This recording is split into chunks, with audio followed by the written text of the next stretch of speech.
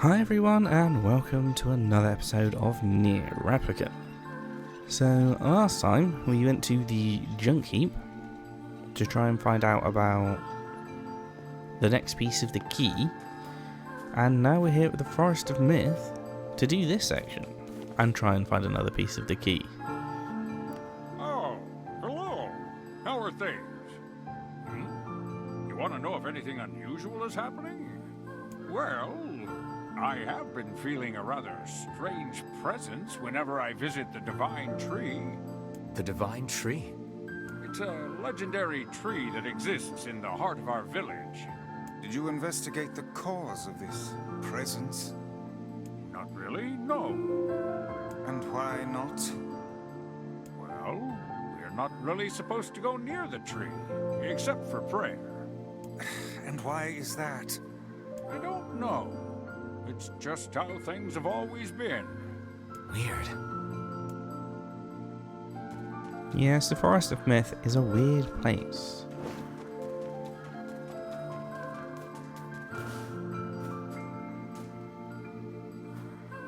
Come on, examine that please. We are Thank the you. grass, the trees, the woods.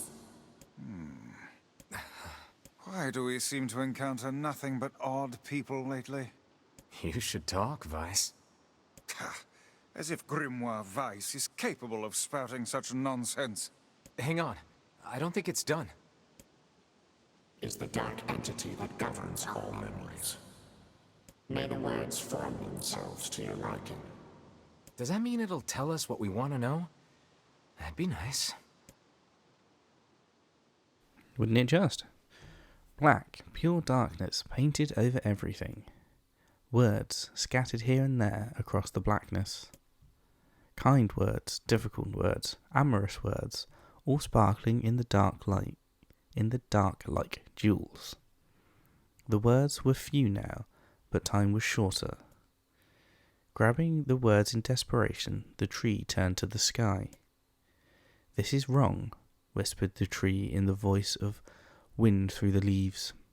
"This is not how it was supposed to be. The plan has failed." Once long ago, the tree had remembered everything about the world. This was its task, its function, its purpose. It shivered with something approaching joy as it collected the memories of mankind. This was no accident.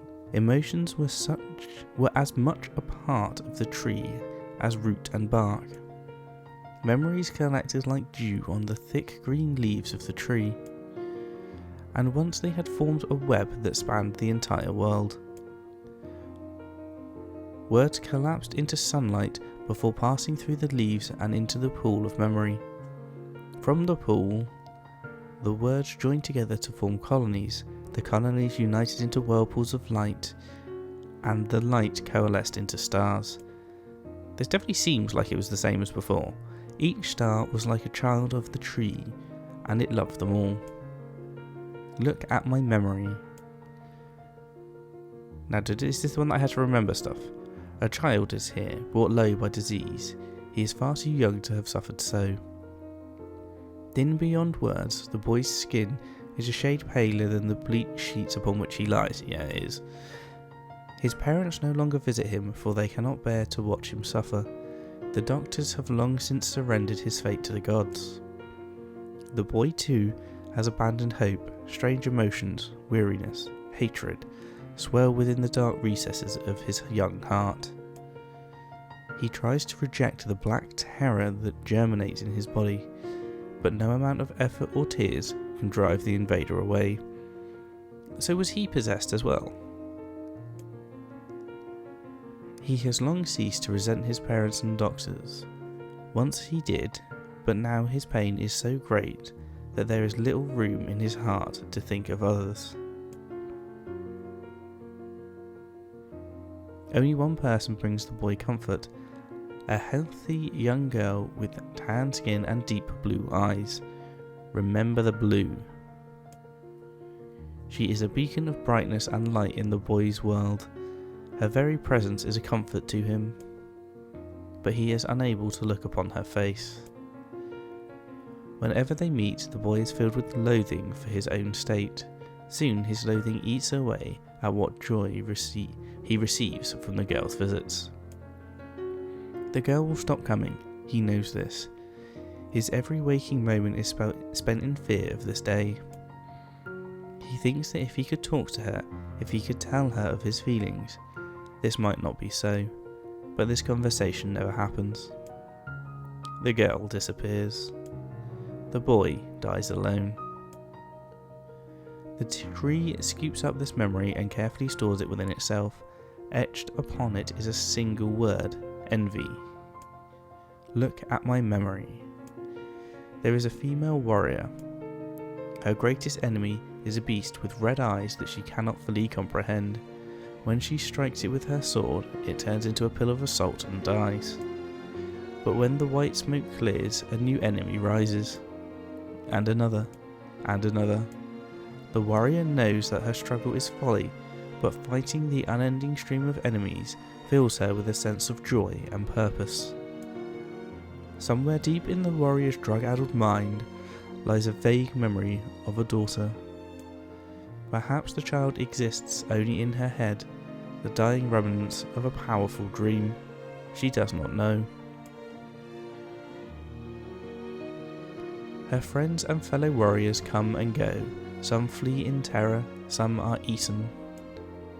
She began the fight with 23 companions, but most are gone now. The warrior's body shudders. She does not understand why at first. By the time she hears the fierce low sound, the arena is already enclosed in darkness. Looking up, the warrior sees a beast so large that it blots out the sky. She is laughing. She has been doing so for as long as she can remember. Covered in blood and dirt, the warrior laughs. She laughs and laughs until the town that contains her daughter collapses into a pile of dust. This memory has been stored for a long time. It is etched with a single word: loss. Look at my memory. A red dragon falls from the heavens. Ah, that memory has been lost.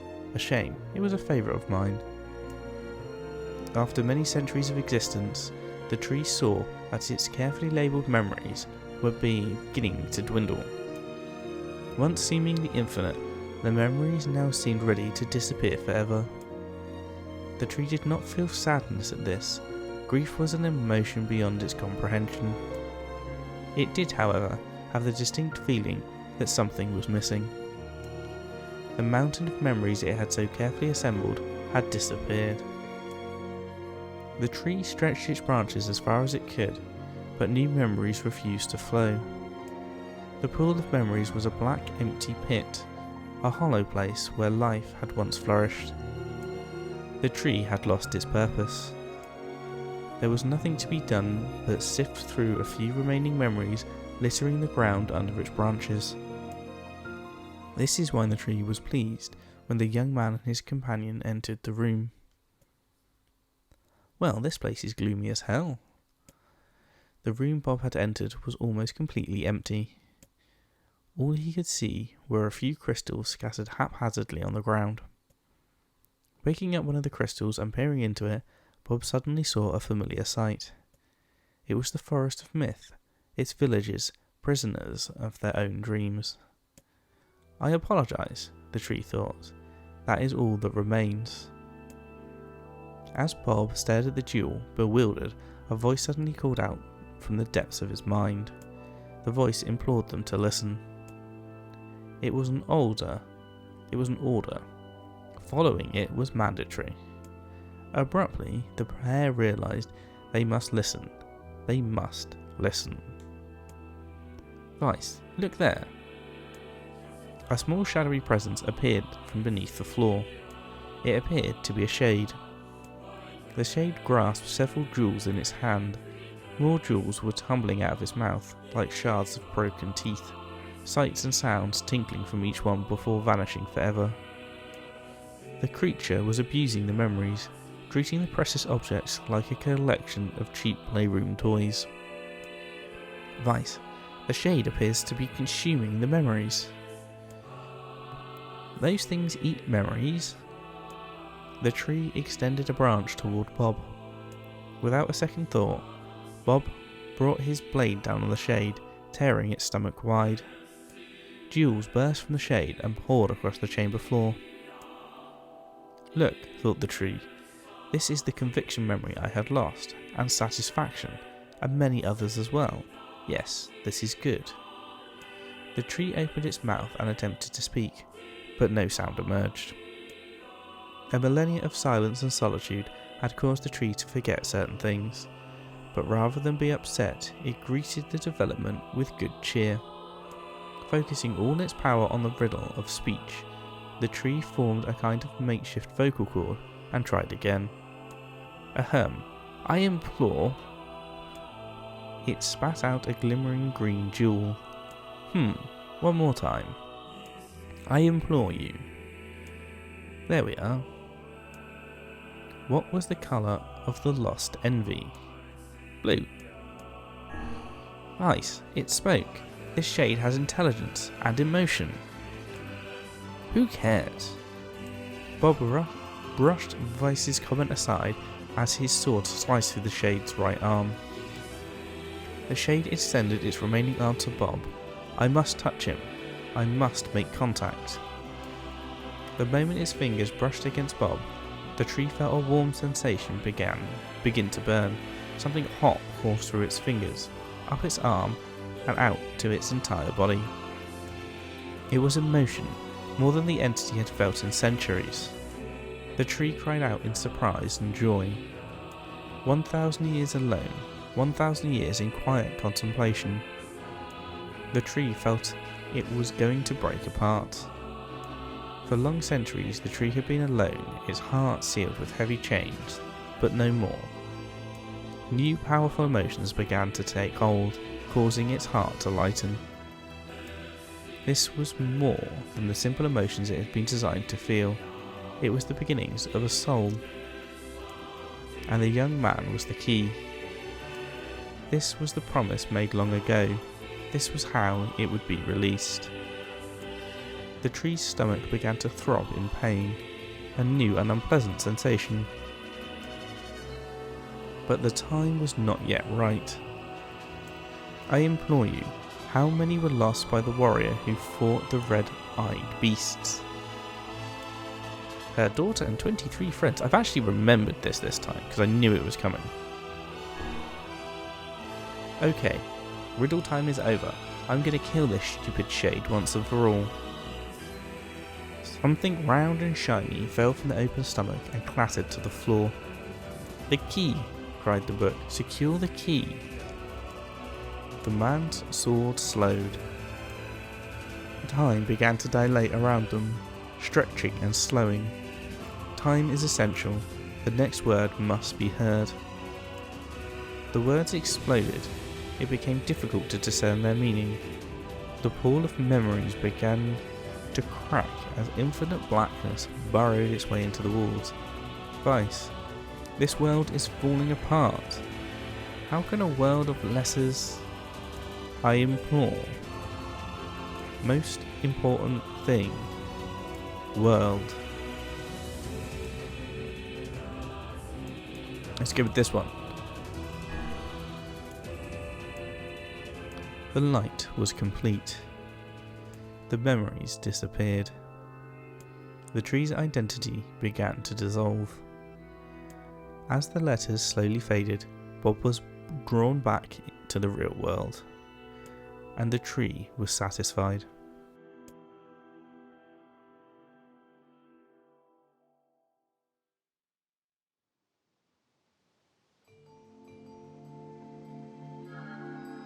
What in the... I never realized shades were capable of rational thought. I don't care if they can tap dance and play the fiddle. I just want to kill them without all this hassle. I mean, it'd make a difference if they didn't attack you and they tap dance and played the fiddle. Surely you wouldn't want to kill them then. With the tree defeated, we no longer have to worry about being buried in its world of letters. Unless, of course, time itself begins to rewind. Cool. So we got the next key fragment. That went a lot smoother than the last time I had to do that. Or the first time I had to do that.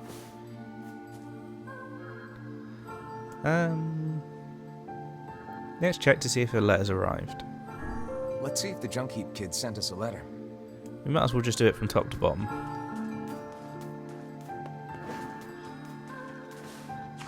Doesn't mean I have to go all the way home. It's also slightly frustrating that I can't take both of them at the same time. Because to check for a letter I have to go home. But I can't also talk to Popola while I'm there to get her to give me the next thing to go to the Eyrie. So I have to go home, get the letter, go to junk heap, go back home to speak to Popola to go to the Eyrie. Which seems a bit convoluted when I could just go home, get the letter, talk to Popola, then go to the junk heap and then go to the Eyrie. It's all a bit unnecessary, I feel. But hey ho. That's how these things go down. No. Didn't realise I could get caught on that rock. Jump! Right before I smashed into the rock.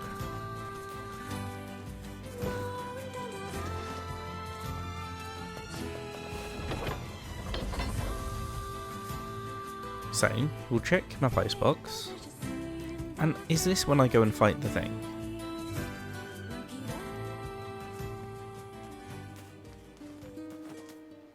No.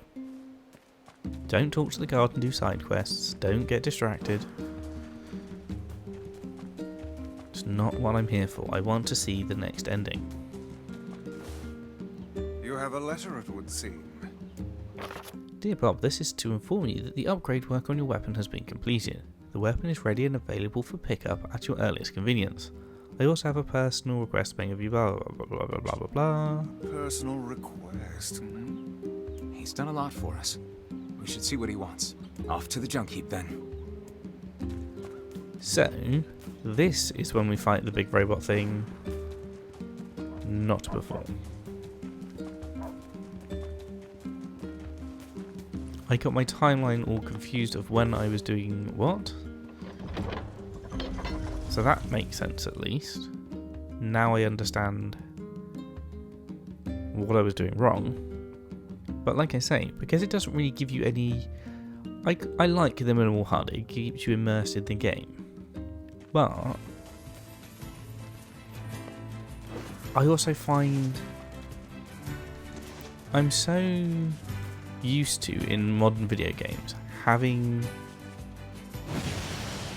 clearer direction.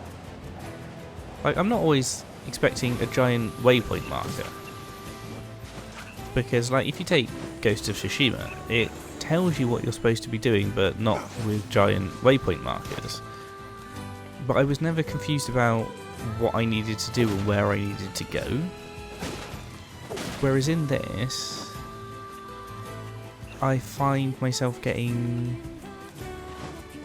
confused by where to go due to lack of clarity on what it is I'm trying to do. And I'm just not used to it. I'm not saying it's a good thing or a bad thing, I'm just not used to it.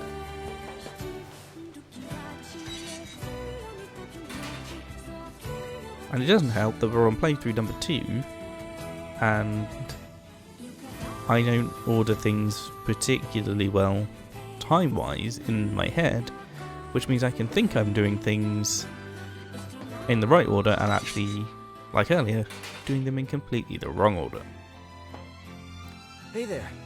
Your weapon is ready to go. Great, thanks. You know, with a weapon like that, You were going to say? I need to ask you for a favor. Oh yeah? I want you to avenge my brother. Okay, right. In reality, to avenge his brother, we would either have to kill you because you caused the collapse, or attack a load of inanimate metal because that's what fell on him. There's no scenario where avenging your brother involves going down there and killing that robot and Shade. I'm just saying. That is a rather ponderous favor. It's my mission. It's the whole reason I've been creating these weapons for the past 4 years. I don't care about money. I only care about making a weapon strong enough to kill those bastards. Which bastards? The ones in the mountain. That little Shade and his robot. A Shade has joined forces with a robot? There's a Shade in there?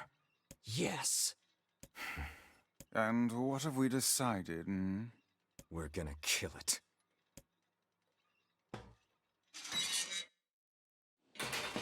We always knew we were going to go and kill it, obviously, but we're not doing it to avenge his brother. That's my point. Because this robot and his Shade buddy had absolutely nothing to do with his brother's death. Well, what do we know, eh?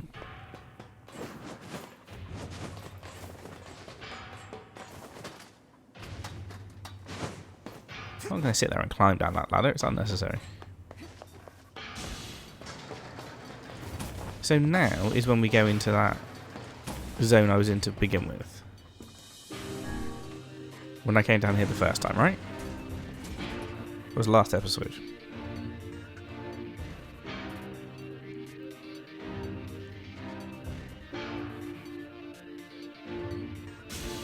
As long as I don't get lost, we'll be fine. So, out here left. Should be there in mere moments.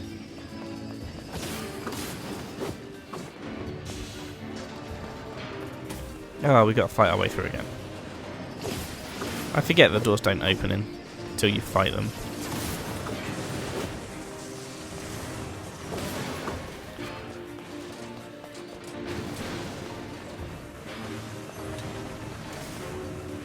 Come on everyone, we haven't got all day.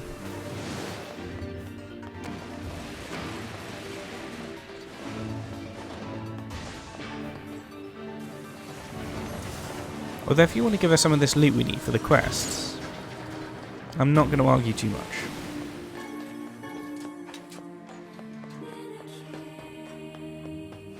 Oh, no, not that way.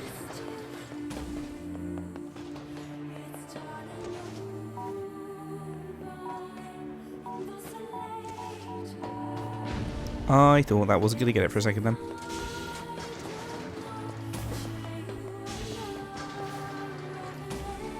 It's probably fixed itself. No, it will have, because that one did as well.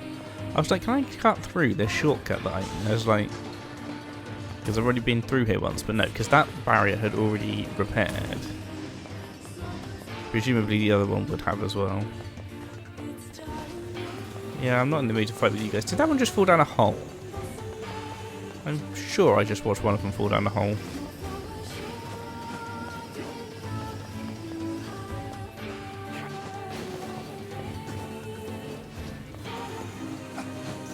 Yep. I thought that one was covered over. It was not. That's my bad. Did these guys kill them for me on the way through? Amber? What do I need that for?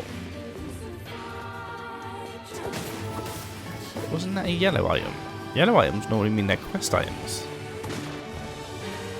Maybe it was one of the other things I picked up that was yellow.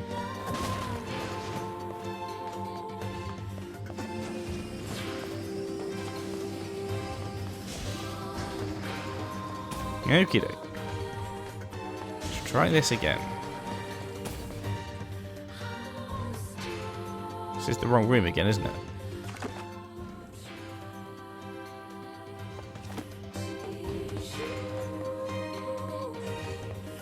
I have the memory of a dang goldfish. I mean I'm gonna have to fight, mate. It's either that or run all the way back around. I'm just... Oh, I can't run. Okay. Well, we're fighting now. I've realised I've come the wrong way again. Now we've got to fight these guys. It's fine, like, you know.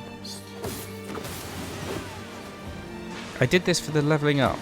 Let's claim that, shall we? It was all on purpose. Did it for the XP.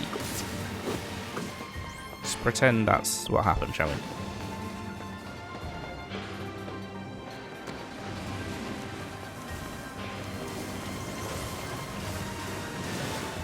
There was me, hoping I'd be able to fight the boss this episode. That's not going to happen, because we're definitely not going to have time to run all the way over there and fight the boss. But hey ho. I did get some titanium alloy, which I need for something else. Why is it taking you so long to jump at the minute? Normally clearing that is no problem at all. But on multiple times I've been caught by it, because my jump hasn't happened quick enough. Right. Grab more titanium alloy. Blow this thing up. Open the door. Grab the bomb. Throw the bomb. Okie doke.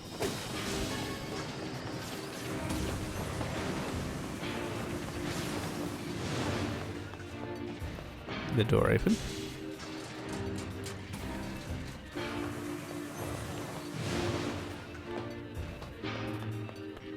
It's not what I wanted, but I had to go back. He failed to pick up the bomb, but I was concerned about the door closing on me, so I ran back to keep the door open. Okay. Now that we've done that and gone entirely the wrong way, let's go the right way. Which is left and right. There we go. Okay, let's try this again.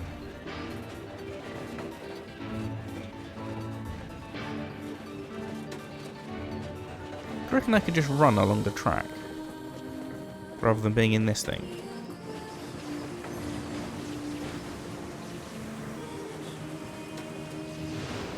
Is there a way I can make this thing go faster?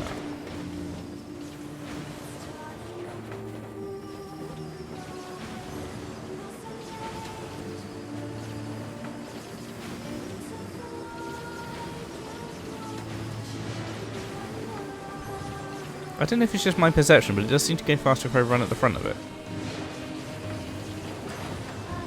I don't know if it actually does. Seems to.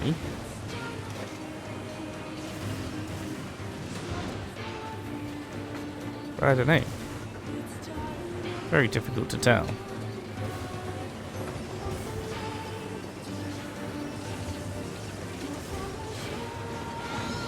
Yeah, I got that level up I came down here for. I'm sticking with that. It's definitely why I went that way.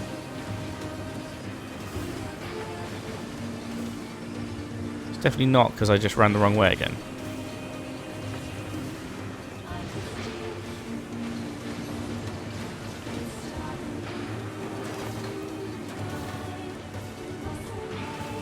Running the wrong way to make this go faster.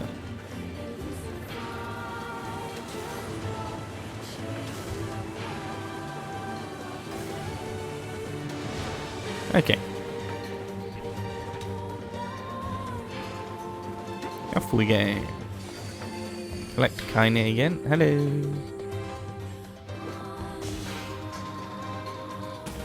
Now, is this a main quest? We have to do this, or is it a side quest? I think it's a main quest, isn't it? Oh yeah, because you get the robotic thing from this. You get a key piece from this guy, don't you? I remember.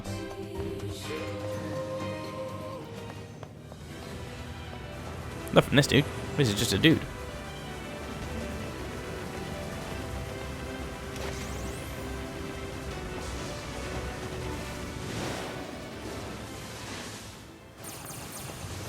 Were we supposed to get more of these little dudes during the fight?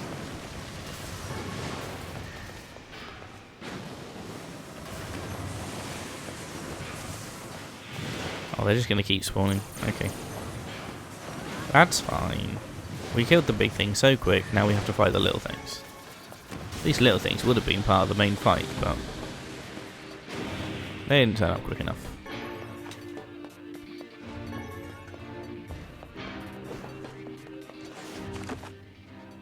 So now we go this way to the depths.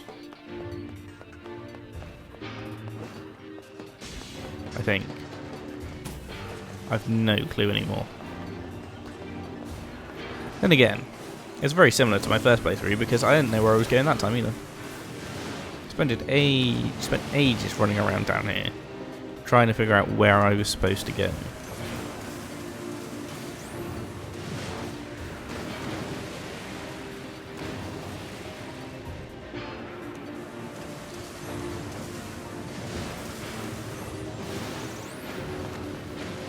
And I thought, foolishly as it would seem, that I would do better this time about knowing which way to go. But no. I got just as lost this time as I've done every other time I've come through here.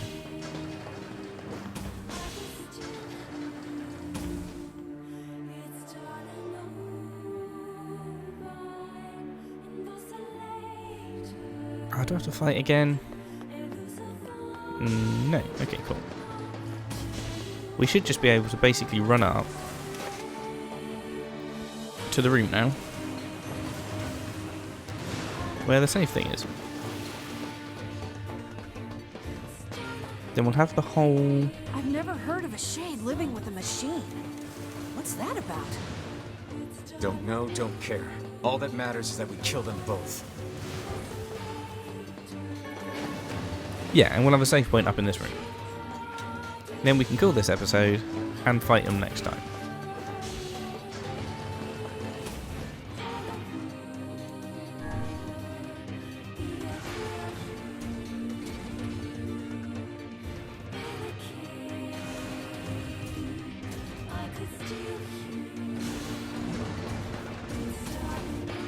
Cool, right, here we are.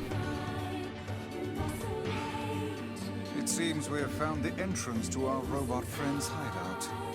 Right. Let's head down. Are you mad? We've no idea what lies below. Beats going the long way around. Come on. Right then, so let's save it quickly.